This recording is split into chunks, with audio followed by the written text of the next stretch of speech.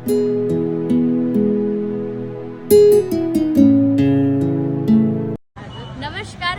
ચારમય ગુણાના વંદન.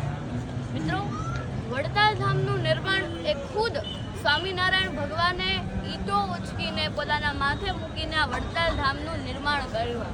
અને આજે આ વડતાલ ધામના 200 વર્ષ દ્વિશતાબ્દી મહોત્સવ ઉજવાઈ રહ્યો છે. એ પટાંગણની અંદર આજે હું ઊભી છું. તો ચાલો આજે આ પ્રદર્શનની, આ વડતાલ ધામની આજે તમને મુલાકાત કરાવું.